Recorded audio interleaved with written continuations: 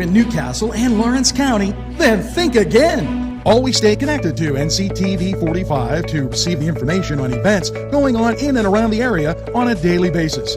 Programs to view are Newswatch, The Morning Show, and Community Happenings. NCTV45 takes pride in bringing you the event and organization info that you want. NCTV45 is the #1 media source locally. NCTV45, anytime on your time.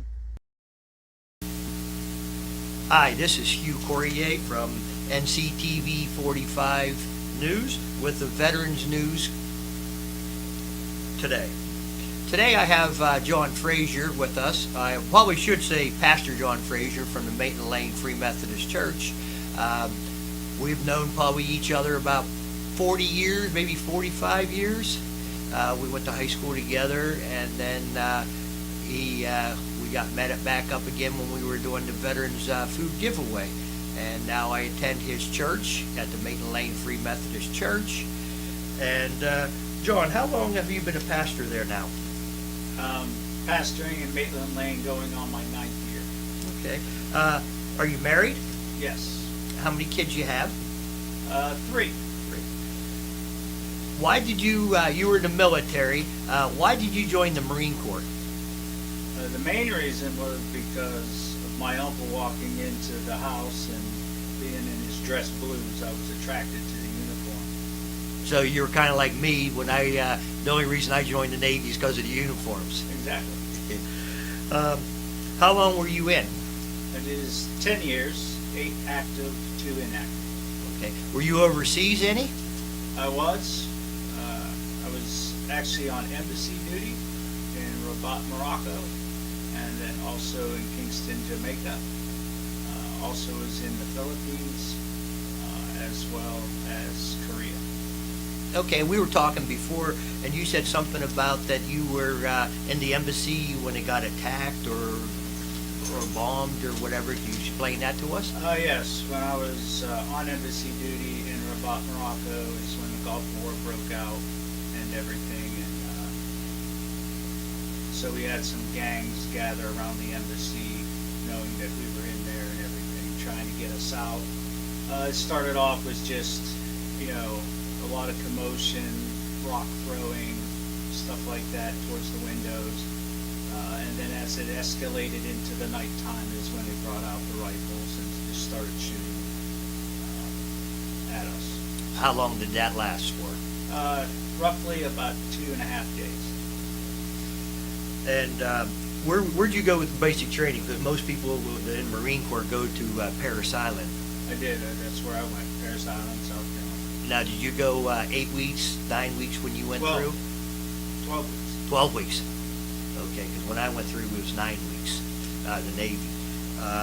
Now, do you think the guys and the women going through basic training today has it a lot easier than we went through in, 86? I would definitely say yes. Some of the stories that I heard of how the drill instructor can't get up in your face, or if you are overwhelmed, tired, you can hold up a card that they have to back off, which wasn't the case when I went through, where they could just really get up in your face, and scream, yell, push, punch, whatever. Yep. To get your attention. Because like when we went through, you swear the drill instructor didn't brush his teeth for like a month, and you couldn't cringe or nothing. So, now tell us a little bit what your pastor, being a pastor is. See, how you become a pastor and go from there. Well, in the pastorate, you can. The way I took it was I had to take courses as I was working full time, and so when the classes were available, I went into Pleasantville most of the time, where the classes were offered. Sometimes they were offered in Indianapolis, so I went there as well and just worked through almost like a regular college course, or you can go through seminary, which I did not.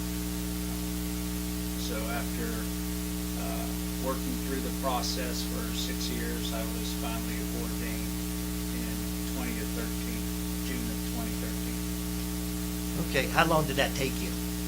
It took me 6 years to get ordained. And then what was your first church? I pastored a church up in Northeast Pennsylvania. It was Lakeshore Free Methodist Church, and I pastored there for 3 years prior to coming here. Okay. Then would you, if we got called up again, would you put the old uniform on again and fight? Without a doubt. Yep, me too. Without a doubt. Me too. And you talk to all veterans, they would say the same thing. They don't even, can't get in a uniform, we'll go fight without our uniform. Most definitely. So, It's all right. a great honor for this country. Yes. And the veterans that serve. Yes. Those that have gone before us, those that are continually serving right now, and those who have served. Yep, we pray for them, our veterans every day. God keep them a hedge around them.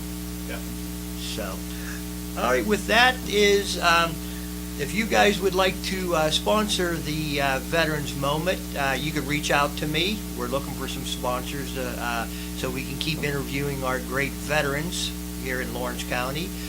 Next Thursday, I will be interviewing the two gentlemen from the American Legion in Elwood City that are heading up the moving wall that's coming to Ewing Park in August. And then the week after, I'll be interviewing a young lady that's heading up the moving tomb, the Tomb of the Unknown Soldier, and that's coming in July 2nd through the 5th or the 6th. So I'll be interviewing her in 2 weeks. And then in April, we'll be interviewing Jeff Olson. He's the district leader of the Butler, Lawrence, American Legion, and we're going to be leaving it up to the public that if you want to ask him questions, you can reach out to me, and they'll be all anonymously, and you can ask any question you want and about anything you want to ask them. So this is Hugh Corrier from NCTV45 Veterans News. Thank you. If you think there's nothing to do in Newcastle and Lawrence County, then think again. Always stay connected to NCTV45 to receive the information on events going on in and around the area on a daily basis.